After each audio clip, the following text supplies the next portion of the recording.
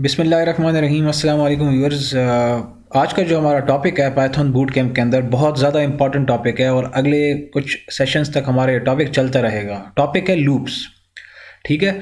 और ये topic basically जो स्टेटमेंट्स हम पढ़ रहे हैं जिसमें हमने इफ़ एल्स इफ़ और वो तमाम चीज़ें पढ़ी, ये टॉपिक स्टेटमेंट्स के टॉपिक के अंदर ही आता है, यानी कि उसका एक सब टॉपिक है। यानी कि जब आप स्टेटमेंट्स की बात करते हैं पाइथन के अंदर तो उसमें इफ़ एल्स इफ़ और लूप्स इन चीज़ों की आप बात करते हैं, क्योंकि अगर आप थोड़ा सा गौर करें इफ़ स्टेटमेंट्स पर और एल्स इफ़ पर, वहाँ पर हम क्या कर रहे थे, हम जो प्रोग्राम है उसको कंट्रोल कर रहे थे कि अगर ये हो जाए तो ये चला लो, ये हो जाए तो वो चला लो, ठीक है ना। तो हम प्रोग्राम के कंट्रोल को के फ़्लो को जो है कंट्रोल कर रहे थे। यहाँ पर भी ऐसा ही होगा लेकिन तरीका डिफरेंट है। उस तरीके का नाम लूप्स है। अब लूप कहते कैसे हैं? लूप का देखें मतलब ये होता है कि एक काम को आप बार बार कर रहे हैं, बार बार कर रहे हैं, बार बार कर रहे हैं, ऐसे कहते हैं लूप। प्रोग्रामिंग की ज़ुबान में उसको लूप कहा जाता है। लेकिन अब ये लूप काम कैसे करता है, इसकी कितनी किस्में हैं, वो हम जाके देखते हैं। उसमें जो सबसे पहला टॉपिक आता है सब टॉपिक लूप के अंदर, यानी कि लूप्स तो स्टेटमेंट्स के अंदर आ गया, लेकिन लूप के अंदर भी फिर पहला हमारा जो टॉपिक है वो है फॉर लूप्स।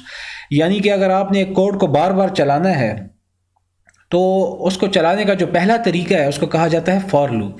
फॉर लूप्स, ठीक है ना। इसको आप समझें कि लूप्स का वर्ड जब भी आपके सामने आएगा तो इसका मतलब ये होगा कि आपने एक ही चीज़ को बार बार चलाना है। अब ये मैं क्या कह रहा हूँ इसको थोड़ा सा हम समझते हैं। देखें, यहाँ पर एक वर्ड आपके सामने है आइट्रेबल।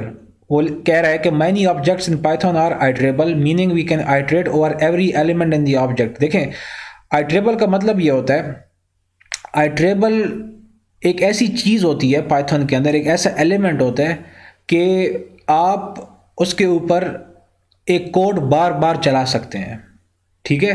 किसी भी कोड को आप जब किसी चीज़ के ऊपर चलाते हैं तो जिस चीज़ पर आप चला रहे हैं वो आइट्रेबल है।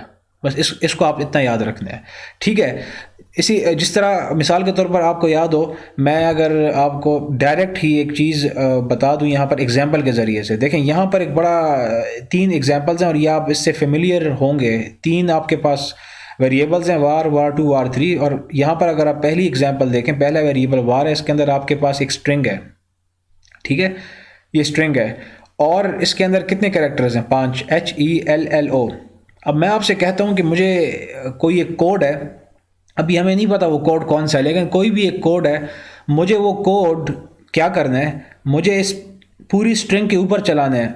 इस पूरी स्ट्रिंग के ऊपर चलाने का मतलब ये है, वो कोड मुझे इस H के ऊपर भी चलाना है, मुझे वो कोड इस E के ऊपर भी चलाना है, इस L के ऊपर भी चलाना है, L मतलब इन पांचों कैरेक्टर्स के ऊपर सेपरेटली मुझे उस कोड को चलाना है। अच्छा, वो कोड किस पर चल रहा है? इन कैरेक्टर्स के ऊपर चल रहा है। तो मैं ये कहूँगा कि ये जो 5 कैरेक्टर्स हैं, दीज आर आइट्रेबल, ठीक है। ये आइट्रेबल हैं क्योंकि इन पर कोड चल रहा है, सही है। और इसलिए कहा जाता है कि the term iterable means you can iterate over the object. Iterate का मतलब है आप बार बार एक चीज़ को रिपीट कर रहे हैं। किस चीज़ को रिपीट कर रहे हैं? किसी कोड को रिपीट कर रहे हो इन कैरेक्टर्स के ऊपर। तो हम ये कहेंगे कि ये जो कैरेक्टर्स हैं बेसिकली दीज आर आइट्रेबल, क्योंकि इनके ऊपर कोड रिपीट किया जा रहा है। अब वो कोड रिपीट होता कैसे है? उसी तरीके का नाम क्या है? लूप्स, ठीक है। क्योंकि मैंने आपसे कहा शुरू में कि लूप का मतलब है एक ही कोड को बार बार रिपीट करना, वो तो हो गया। लेकिन किसी चीज़ के ऊपर करोगे ना, किसके ऊपर करोगे? अगर स्ट्रिंग्स की बात करें तो वहाँ पर कैरेक्टर्स के ऊपर आप उस कोड को बार बार आप चलाओगे, ठीक है। इस तरह ले लेते हैं हम। तो क्योंकि वो कैरेक्टर्स के ऊपर कोड चल रहा है तो हम कहेंगे दीज कैरेक्टर्स आर आइट्रेबल। अगर आप लिस्ट की बात कर लेते हैं तो इसके अंदर ये 5 एलिमेंट्स हैं।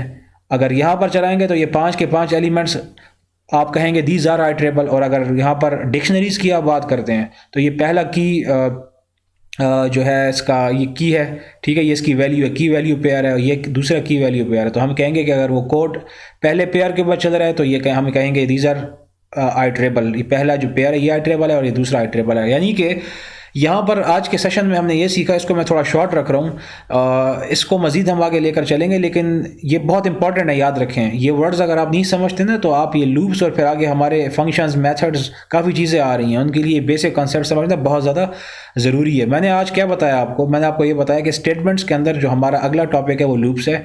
लूप का मतलब होता है एक ही कोड को बार बार चलाना, ठीक है। आइट्रेट करना, आइट्रेट का मतलब होता है बार बार चलाओ, बार बार चलाओ। अच्छा, वो जो कोड होगा वो बार बार चला रहे हैं, किसी चीज़ के ऊपर चलेगा ना, वो क्या होगा, वो कोई स्ट्रिंग होगा, वो कोई लिस्ट होगी, वो कोई डिक्शनरी होगा। अगर स्ट्रिंग के ऊपर आप उस कोड को आइट्रेट करते हैं यानी कि बार बार चलाते हैं, तो बेसिकली वो स्ट्रिंग के हर एक करेक्टर के ऊपर बार बार चलेगा। तो हम ये कहेंगे कि कोड जिस चीज़ के ऊपर चल रहा है, जिस ऑब्जेक्ट के ऊपर चल रहा है, जिस एलिमेंट्स के ऊपर चल रहा है, तो हम कहेंगे वो क्या है, वो आइट्रेबल है, वो आइट्रेबल है। ठीक है। तो ये आपने आज के लिए याद रखना है कि लूप की थोड़ी सी मैंने आपको बेसिक बताई, उसमें हमने फॉर लूप आज इतना नहीं देखा। फॉर हम आगे चल के अपने नेक्स्ट ट्यूटोरियल के अंदर देखेंगे कि फॉर लूप का सिंटैक्स क्या है, उसको लिखने का तरीका क्या है। लेकिन उससे पहले आपको आइट्रेट, आइट्रेबल, इन चीज़ों का पता होना चाहिए, और सिर्फ लूप क्या है इसका पता होना चाहिए। आज के लिए इतना ही था। नेक्स्ट सेशन के अंदर हम बाकायदा जो फॉर लूप का सिंटैक्स है और उसको लिखने का जो तरीका है वो हम देखेंगे विद एग्जांपल्स, और फिर हम प्रैक्टिकली भी जुपिटर नोटबुक के अंदर इन चीज़ों को एग्जाम्पल्स के ज़रिए से हम देखेंगे और समझने की कोशिश करेंगे। Thank you very much. I will see you in the next class.